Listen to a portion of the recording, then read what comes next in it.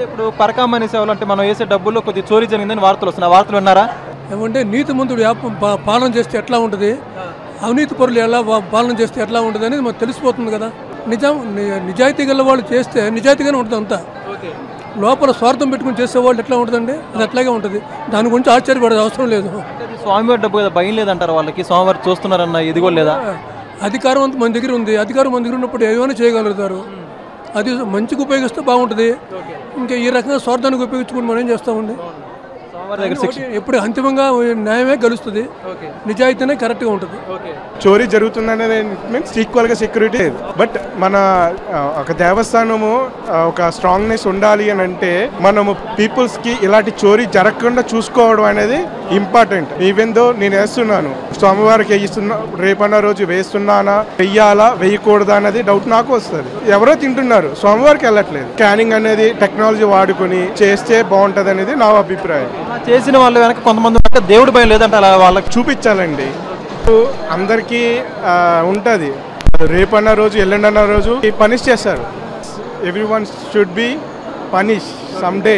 But ఇవన్నీ చూడడం వల్ల అది పబ్లిక్గా ఇలా థెఫ్ట్ చేసే వాళ్ళని పబ్లిక్గా అందరూ చూపిస్తే దెన్ ఏమంటారు భక్తులు ప్రతి ఒక్కరికి నమ్మకం కలుగుతుంది. వేసే ప్రతి ఒక్కడికి ఏమంటారు హుండీల్లో వేసే ప్రతి ఒక్కడికి న్యాయం కలుగుతుంది. ఎందుకంటే వేసేవాడికి దేవుడికి వెళ్తుంది అనేదే నమ్మకంతో వెళ్తున్నారు.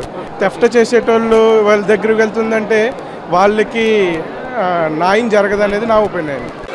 అన్న ఎక్కడి నుంచి వస్తున్నారు? హైదరాబాద్ ఎల్బీ నగర్. ఓకే, ఏం పేరు మీ పేరు? వెంకటేష్.